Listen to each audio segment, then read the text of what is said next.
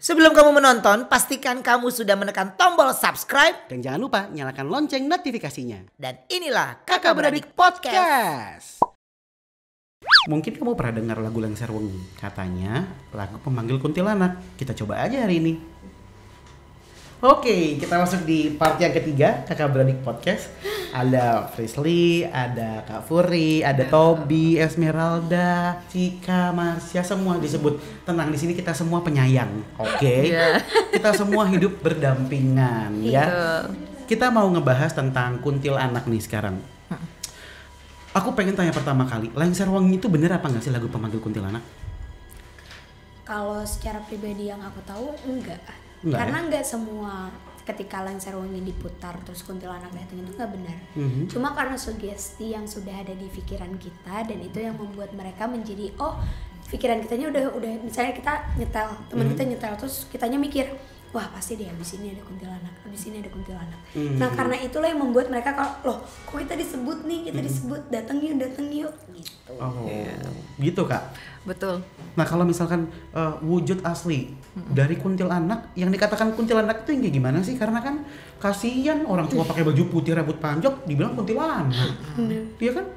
Banyak sih kuntilanak tuh, ada kuntilanak merah, kuntilanak putih. Ada tuh nggak mau disebut pada Iya. Nah, iya.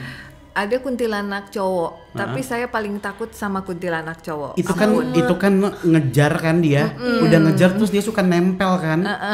Dan bentuknya tuh nggak banget, itu bentuknya benar-benar serem banget. Itu mah lebih parah daripada pocong kayaknya. Yes, aku percaya. Itu sempat denger tuh kayak gitu. Terus? Biasanya mereka senangnya memang di kebun pisang, tapi mengeluarkan baunya. Kalau yang cowok yang pernah beberapa kali ditemui bau pandan gitu. Ada yang nyebutnya kuntil lalakina, ada yang nyebutnya ada orang Sunda tuh pada ngomongnya kuntil lalakina, katakan lalaki kuntil lalakina, ini tuh yang lalakinya gitu. Terus yang cowok, terus ada lagi yang merah. Terus pada saat diobservasi 2017 sama tim anak-anak Indigo, jadi kita melakukan penelusuran tentang kuntilanak merah, putih, dan cowok. Dari cowok yang kita observe memang mereka itu dulunya melakukan serangkaian ritual, terutama mengambil tanah kuburan. Sehingga pada saat mereka meninggal sangat sulit untuk rest in peace. Tapi kalau mau kita urus pun ribet banget karena ritual gitu kan. Jadi mengganggu. Sebetulnya dia nempel ngikutin itu, dia minta untuk dibebaskan dari bebannya. Tapi yang nempelnya itu bikin orang sakit, bikin orang kayak setengah gila, stres kayak gitu sih. Ya nggak suka banget sih ngebayangin si kuntil cowok itu ya, kuntilanak cowok itu ya. Nah kalau yang merah menurut Frisley gimana? Kalau kuntilanak merah itu biasanya mereka yang masih mempunyai dendam, amarah yang sangat besar, dan itu cenderung memang dia akan berhenti atau berubah warna itu ketika dendamnya terbalaskan. Jadi kayak tugasnya dia menjadi si kuntilanak merah itu sampai dendam dia terbalaskan. Dan itu memang lebih ke yang kalau ketemu anak indigo biasanya mereka menantang. Jadi kayak ibaratnya mau ngapain gitu, nggak ada urusan, atau ilmu kamu tuh nggak ada apa-apanya, tahu apa-apa. Ada aja gitu omongan-omongan yang pengen bikin kita buat lebih yang ayo yuk kita berantem, ayo yuk kita adu ilmu, ayo yuk kita gini gitu. Kayak gitu. Gimana tuh, tetap aja kita manusia. Makanya. Kamu roh gitu. Iya benar. Nggak bisa kayak gitu dong, kalau kita baik-baik juga. Aku nggak suka deh kalau misalkan ada roh yang kayak gitu Kak, maksudnya. Banyak. Iya, maksudnya kita juga maksudnya tidak ingin berantem sama mereka lah istilahnya, tidak ingin ribut. Betul. Karena memang pada dasarnya mungkin ya di ajaran-ajaran agama juga bahwa manusia memang derajatnya lebih tinggi daripada roh. Nah loh, apa tuh? Iya, maksudnya kan, tapi kita hidupnya berdampingan. Teman-teman. We're friends gitu. Nah, sekarang aku pengen tanya, ada juga yang bilang kalau kuntilanak itu kakinya kuda, keluarnya sambil menari, dan itu keluar dari cermin.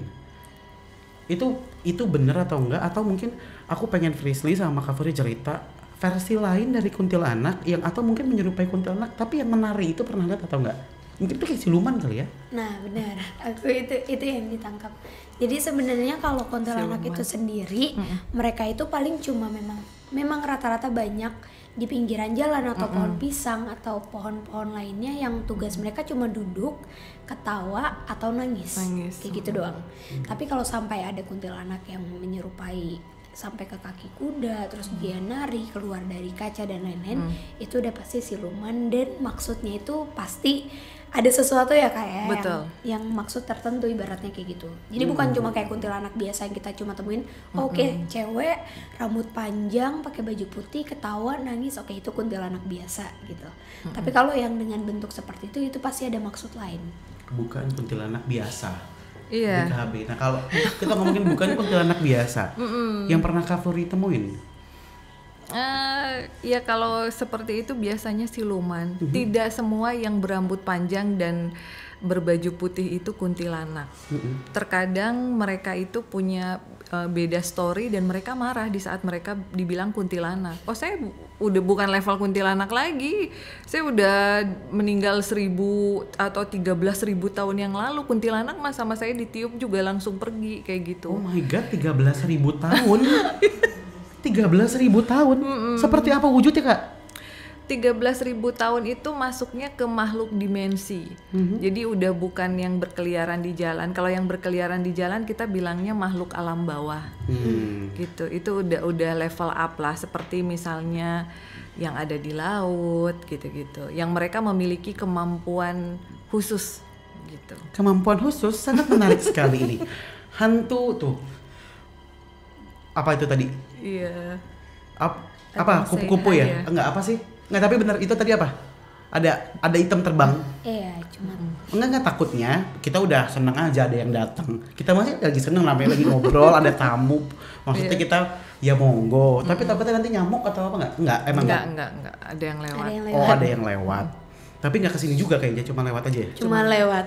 Oh, kata dia, lewat Siapa tahu diceritain. Iya, nanti abis ini kita ngomongin yang laut dulu. Ya ini dulu deh, ini dulu. Kenapa dia mau ngomong apa? Iya dia mau ngomong dia hebat. Dia hebat?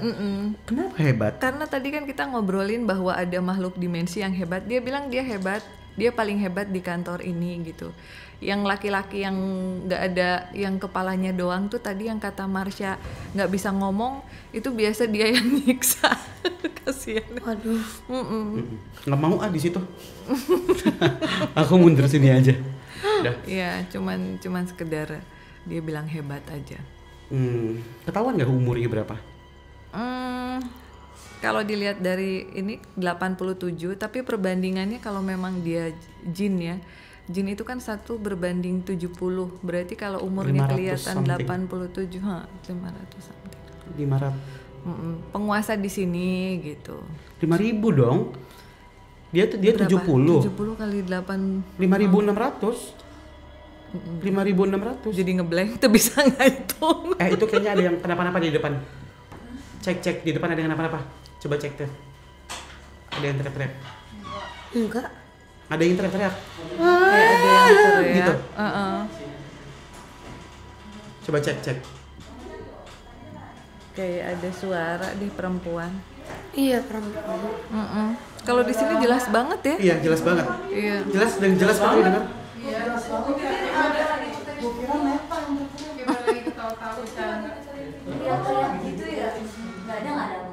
Ya udah tutup lagi. Oke, lanjut. Tadi kita udah ya. Peace. Kita udah ceritain, kita udah kasih tahu juga. Kita ngomongin yang tadi kita berarah ke hantu laut. Hantu laut mempunyai energi yang lebih. Somehow aku belum pernah mendapatkan sedikit getaran nih sama si hantu laut ini. Cuma memang beberapa waktu gitu ya, misalkan lagi ada di pinggir pantai gitu ya. Aku ngelihat kayak misalkan ada ya mungkin kayak halusinasi sebenarnya. Aku pengen kayak dia kayak cuma ada slayer gitu. Nah, ini warna-warna tertentu nih. Iya. As we know, warna-warna itu. Iya. Aku nggak tahu apakah mungkin salah satu dayang-dayangnya ataukah mungkin punyanya dia seperti yang kita tahu si ratu itu. kita bahas sebelum ke Ratu, biasanya kalau yang di laut itu seperti apa ya, Kak? Makhluk dimensi, jadi mereka usianya udah ratusan ribu tahun. Yang bikin menarik, mungkin nggak banyak orang yang tahu. Kalau di dalam rumah gitu ya, di dalam bangunan, di dalam kebun, adanya di balik pohon. Di dalam gedung adanya di pojokan, menghadap ke dinding. Di kamar mandi adanya di samping bak misalkan, atau di bawah shower. Kalau di laut dia gimana? Dia floating di atas air. Apakah di dalam laut? Apakah di dasar laut? Gimana? Ada kerajaan di dalam laut. Jadi pada saat kita melakukan ritual melarung itu kan ada lempar sajen, terus juga koin. Kenapa koin? Karena uang kertas itu kan kadang hancur sama oke.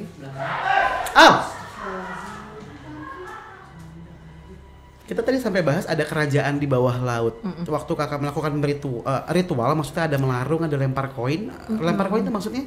Jadi untuk orang-orang yang pernah melakukan kesalahan, kita pasti manusia tuh pernah melakukan kesalahan. Pasti. Saya menyarankan untuk orang-orang yang memang percaya dan mau untuk buang sial. Buang sial, motong rambut, terus juga ngasih makanan di laut sama koin. Gak gitu. tahu, tapi kalau misalkan aku ya sering banget tanya sama asistenku tuh, kadang tiba-tiba lagi di perempatan jalan ambil duit pulung-pulung terus buang, ambil recehan pulung-pulung terus buang, nggak mesti di laut, kadang-kadang di perempatan jalan, di simpang jalan, di air yang mengalir, atau biasanya di tempat-tempat yang biasanya dulunya aku pernah punya kejadian yang nggak enak. Iya nggak sih? Iya. Itu sebenarnya memang ada dimensi lain di sana yang merasakan atau bisa menangkap energi dari kita membuang sial itu, atau memang ini mitos tentang buang sial itu? Kalau dilihat dari mata indigo interdimensional ya, medium, itu kita melihat di bawah sana banyak sekali orang, makhluk ya yang menyerupai orang nungguin koin itu turun. Tetapi pada saat kita melarung bunga sedap malam, mereka nggak berani ambil karena mereka tahu itu punyanya ibu gitu.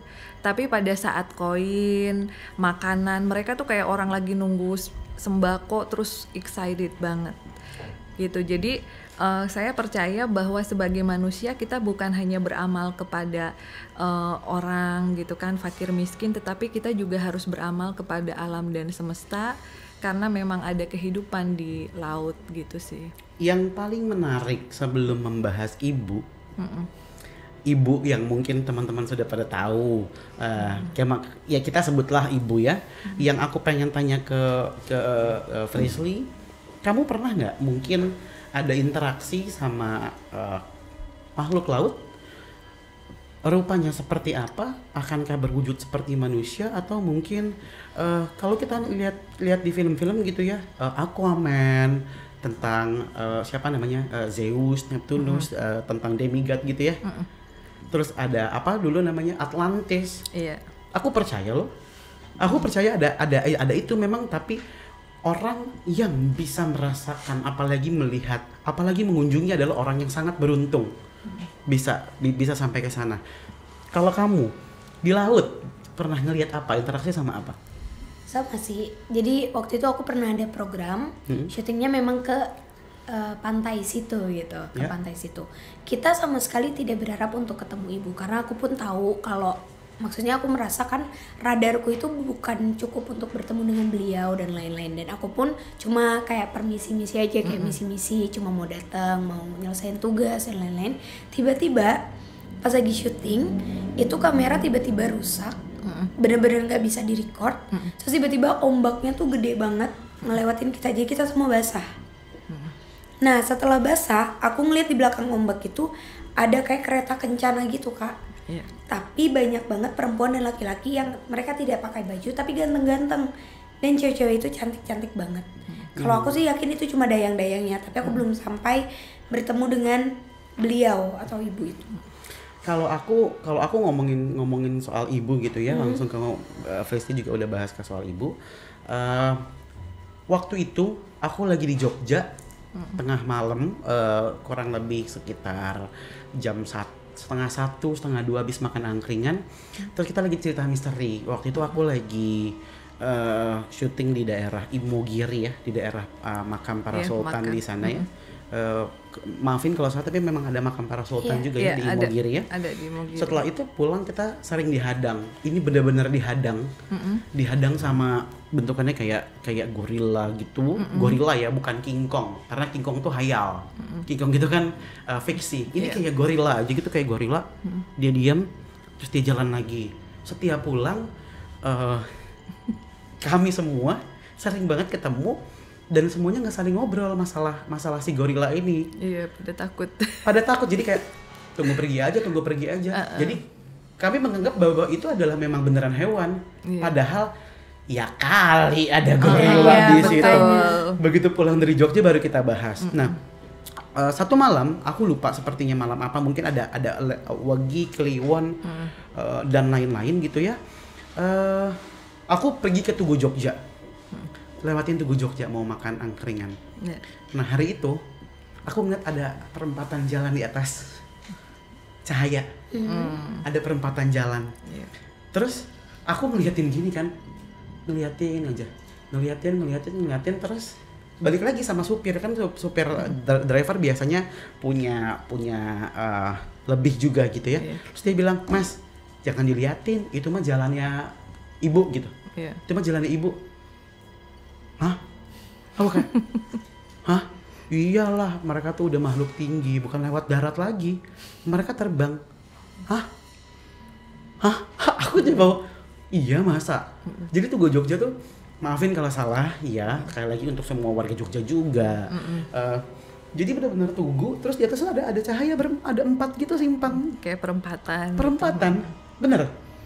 Iya, mereka sering lewat sana karena kan gerbangnya mereka menuju pantai selatan itu dari Parangkusumo, itu gerbang, gitu. Jadi memang tembus ke sana. Gitu. Aku bahas ibu sedikit, bukan tentang mitos tentang baju hijau gitu ya, karena itu kan sudah menjadi konsumsi publik tentang baju hijau bahwa identik dengan ibu, ada kamarnya juga. Tapi kalau Kak Furi sendiri pernah nggak ngerasain adanya sosok ibu, mungkin salah satu di antara dayang, mungkin panglimanya, karena itu kan pasti tersebar kemana-mana. Dan mereka itu ya ajudan, ajudan gitu. Pernah nggak Kak?